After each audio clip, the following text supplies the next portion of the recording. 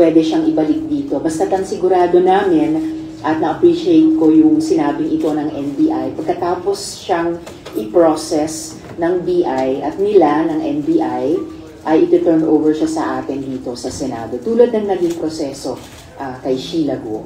May possibility, ma'am, na may harap siya bukas sa hearing? Kapag nalaman namin na makakabalik siya in time, ihaharap namin siya. Kung naman hindi aabot sa oras yung pagpapabalik niya mula sa Indonesia papunta rito, magsischedule kami ng susunod na pinakamaagang hearing para sa wakas maiharap na siya sa ating muli at makasagot siya ng maayos at makatotohanan dapat. And are you hoping, and are you hoping and expecting na magsasalita na siya tungkol sa mga taong involved dun sa illegal operation at sino yung mga tumulong makalabas sila ng bansa? I am fully expecting magsasalita na siya ng kumpleto at katotohanan. Kasi patunay itong pag-aresto sa kanya na hindi siya makakatakas talaga. Tumakas man siya nung una, nahuli pa rin siya at ibabalik dito. Kumbaga, she has nowhere else to go. At yung mga tumulong sa kanyang makatakas, hindi namin sila tatantanan. Ma'am, paano kung i-get niya yung kanyang rights against self-incrimination, yung hindi niya matandaan, yung mga ganong statement? Well established na yung right against self-incrimination ay pwede lamang gamitin sa bawat tanong na maitanong sa isang testigo kung hindi niya sasagutin yun. Pero hindi yan blanket na pagpapayag na umiwas siya sa pagpresenta ng sarili niya sa isang hearing at sa pagharap sa mga tanong namin ng Senador.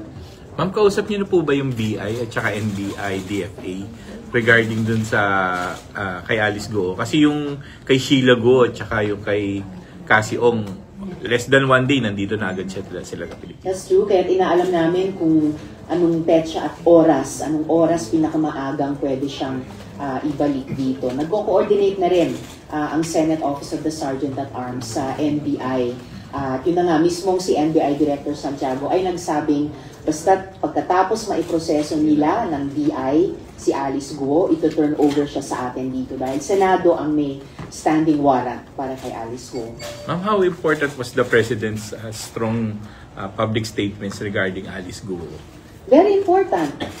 Tulad ng pag-anunsyo niya ng total ban sa POGOs nung kanyang SONA at pagsimula ng winding down hanggang December 31 at paghahanap ng alternatibong trabaho at hanap buhay, yung just transition para sa mga kababayan nating nagtrabaho noon o nagtatrabaho pa sa mga POGO na iyan. Lahat nito mga piyesa ng isang puzzle na dahan-dahang binubuo natin. At I am happy to say na matimbang na bahagi doon ang trabahong ginagawa ng Senado sa pag-iimbestiga dito laban sa POGO. So mabuti at malalakas nga ang mga statement ni Presidente tungkol kay Alice Guo. At ngayon nakita natin sa pakikipagtulungan ng iba't ibang mga grupo ay naaresto si Alice Guo. Pagkatapos ma-confirm natin na naaresto siya independently, na-confirm din namin sa mga Indonesian contacts namin ang pagka-aresto sa kanya. Kaya terima kasih sa mga kaibigan natin sa Indonesia at maraming salamat sa lahat-lahat na nagtulungan upang siya ay magdakip. Ma'am, nasabi ko ba nung Indonesian sources nyo kung paano nila na-trace at nahuli po si Mayor Guo? Bubuin pa namin yung account nilang iyon para doon din sa investigasyon ng Subcommittee on Justice and Human Rights tungkol partikular sa pagtakas ni na Alice Guo, ma-input namin yun at mabuo natin yung kwento ng kanyang pagtakas hanggang sa kanyang pag-aresto. Ma'am, makakaabot kaya sa hearing tomorrow? Or are there parang tina-target niyo po ba yun? Gusto niyo sana makaharap na siya tomorrow?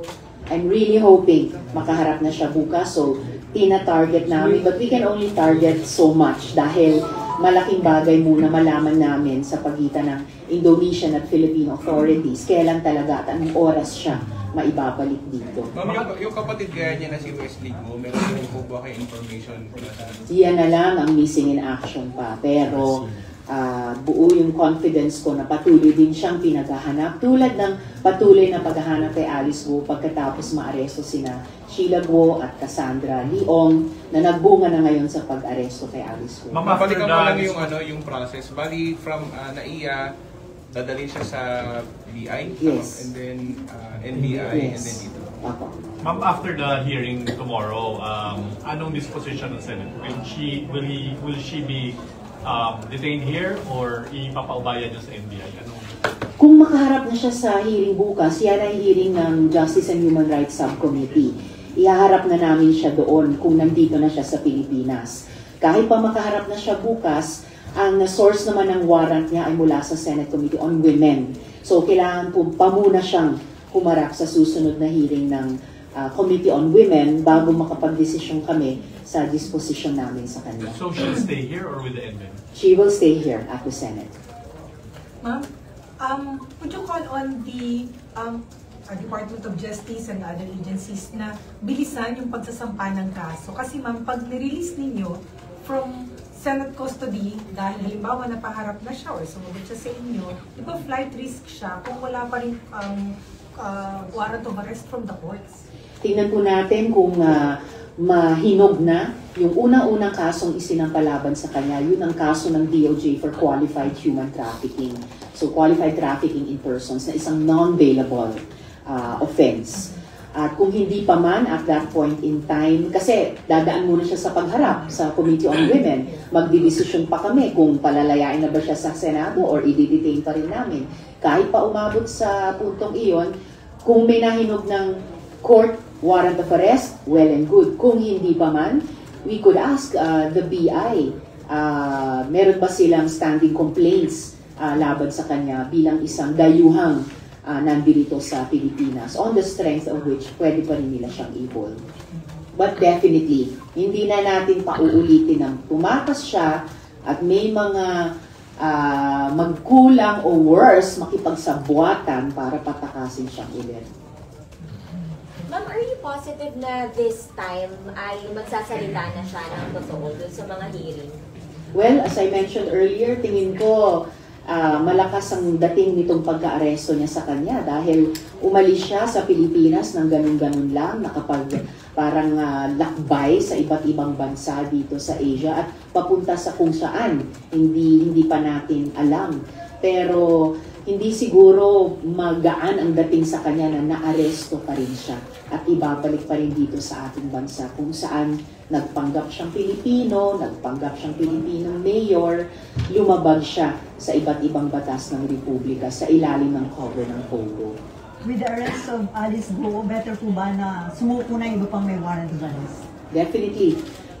Ipinakita nitong pag-aresto kay Alice Guo na tumakas ka man, pag pinaghahanap ka ng mga otoridad at may tulong pa ng mga otoridad ng ibang mga bansa, kahit dun ka pa tumakas, ay maibabalik ka rin dito sa bansang Pilipinas. That should make a strong impression sa iba pang subjects ng warrant of arrest na patuloy pa rin tumatakas o magtatago. Now, in this development, so we do not see wrapping up of your hearing anytime soon. Well, plano na rin ng Senate Committee on Women na sana sa loob ng 2 o 3 hearing ma-wrap up na po namin.